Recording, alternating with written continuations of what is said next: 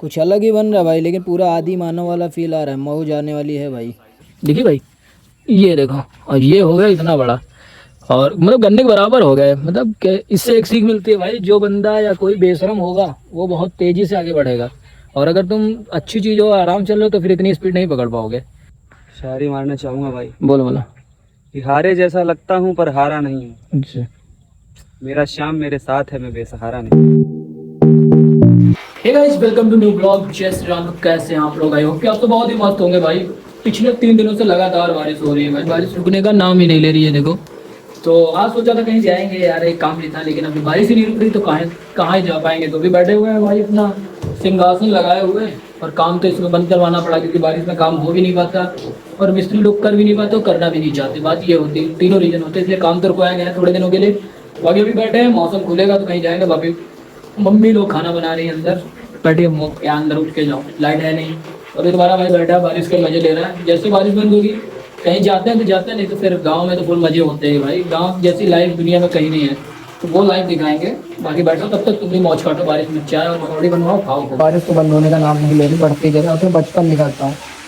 ये देखो, ये बच्चे भाई जहाज बना बना के पानी वाला कागज में पानी में डालेंगे। मैं भी बचपन में किया करता था, और अभी तो जहाज पे घूमने की उम्र आ गई ना। ये है बस, ये देखो, ये असली जीवन यही है भाई। ना कोई टेंशन, ना कोई टेंशन, सिर्फ एंजॉय, सिर्फ एंजॉय। जब बारिश का मौसम असली मजे यही सब लेते हैं, बाकी सब तो टेंशन में परेशान रहते हैं। ये देखो, जा रहे हैं।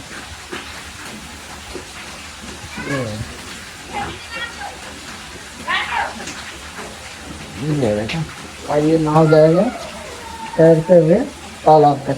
भाई साहब, गांव में कोई काम हो या ना हो, बट खेत के काम रहते ही हैं। तो अभी जा रहा हूँ एक खेत, क्योंकि बारिश बंद हो चुकी है, तो उन्होंने फ़ोन किया। मतलब हमारे ज़्यादातर खेत जो है वो बटाई है। बटाई मतलब समझते हो कि खेत हमारा रहेगा, मेहनत कोई और करेगा, और जो पैदा होगा वो आधा आधा रहेगा। मतलब बटाई आधे पे है। तो वहाँ जा रहा हूँ भी, क्योंकि उसमें बोला है खाद डालना, दवा डालना, धान लगवाया गया है, तो देखना ज़रूरी रहता है, इसलिए वहाँ जा रहा हूँ।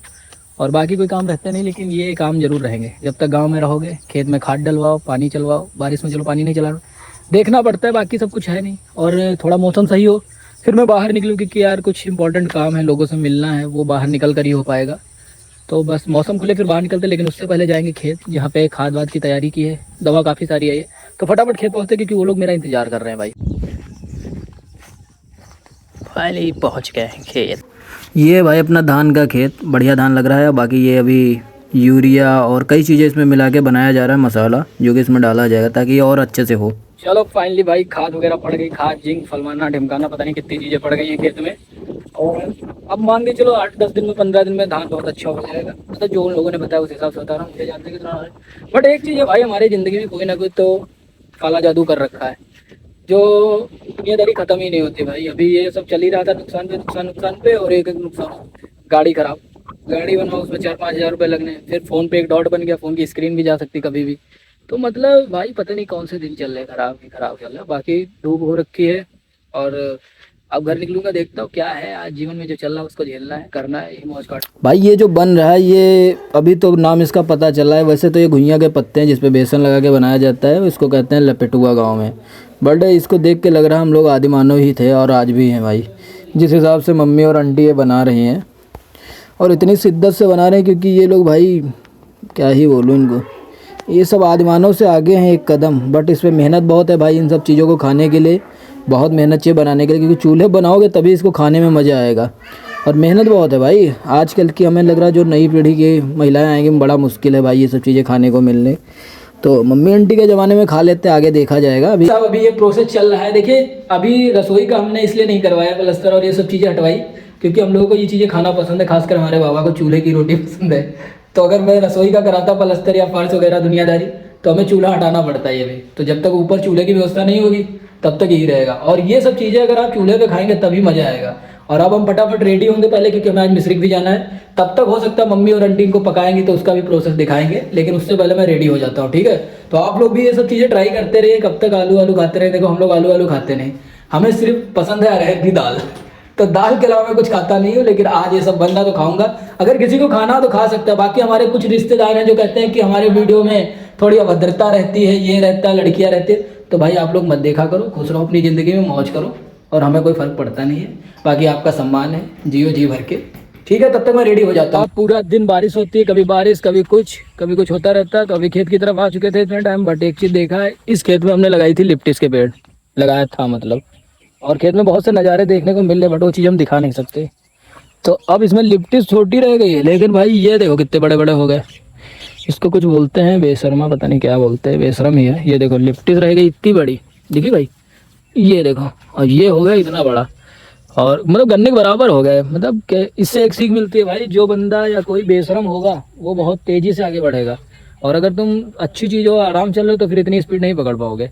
तो बाकी लिप्टिस यहीं तक भी चल रही हो, ये सब देखो कितने बड़े बड़े हो गए।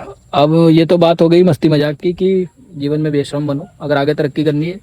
और वैसे भी आजकल बेईमान लोग ही आगे बढ़ रहे हैं, ईमानदार लोगों का कुछ नहीं भला हो पा रहा है। बट तुम ईमानदार ही रहना, क्योंकि बेईमान लोग ज़्यादा टाइम तक नहीं टिक पाते हैं। और अब इसका करना क्या है, किसी दिन आके इनको काटना पड़ेगा। इनको काटूंगा तभी ये कम हो पाएंगे, नहीं तो ये बहुत ज़्यादा बढ़ते जा रहे हैं। और आज शाम को निखिल भी आ चुका है भाई, ये देखो कुछ करते हुए आ रहा, पता नहीं कुछ कर रहा था, लेकिन अभी तो कुछ कर नहीं रहा है। ये खेत देखने आया था वैसे, कि वैसे आता नहीं, बस लगाई थी तो वो स्लो स्लो चल रही थी, लेकिन ये बेशरम है तो बहुत फास्ट चल रहा है यार। बेशरम है ना भाई। हाँ, तो इससे क्या सीख मिलती है? यही सीख मिलती है कि भाई जंतर मंतर वाले भी बेशरम ही है। बेशरम है तभी टिके पड़े हैं, इसलिए तो टिके हैं वो लोग, लाठी खाने के बाद भी। वो लोग नहीं जाएंगे ऐसे भाई। बट धर्मेंद्र जी को देना नहीं चाहिए इस्तीफा बेचारे, क्योंकि सनी देओल भाभी देओल से पूछ नहीं रहे एक बार भी। बस बात है भाई, अब उनका इस्तीफा करेंगे क्या आप? वही चीज, वो तो जूस पिए ली 20 दिन बाद। तो इसलिए एक सीख मिलती है कि जीवन में बेशरम मत बनो, नहीं तो ऐसे टिके रहोगे बस। और किसी दिन काट डालूंगा, जैसे वहाँ लाठी चल गई, किसी दिन भागा फरसा ला के पेल दूंगा इनको। तो कोई शायरी वारी मारना चाहेंगे आप? शायरी मारना चाहूंगा भाई। बोला। कि हारे जैसा लगता हूँ पर हारा नहीं हूँ, अच्छा, मेरा श्याम मेरे साथ है, मैं बेसहारा नहीं। बहुत सही बहुत सही। तो आप लोग टेंशन मत लो, बस भगवान पे भरोसा रखो, काम करते और रहो, मेरे कीर्तन में आते रहो भाई। इसके कीर्तन में आते रहो। अगर मिलते हैं विश्व में शाम 9:30 बजे, क्योंकि ये वीडियो आएगा बाद में, कीर्तन हो चुका होगा, तो ठीक है, कीर्तन की भी क्लिप लगा देंगे। बिल्कुल बिल्कुल। तो एंजॉय करते रहो, बाकी इस वीडियो को लाइक करो। बाकी यहाँ हमारे भाई साहब आने लगे हैं लैट्रिन वैट्रिन करने के लिए। इस वीडियो को लाइक करना, शेयर करना, सब्सक्राइब करना। मिलते हैं नेक्स्ट वीडियो में, तब तक के लिए बाय बाय, जय श्री राम।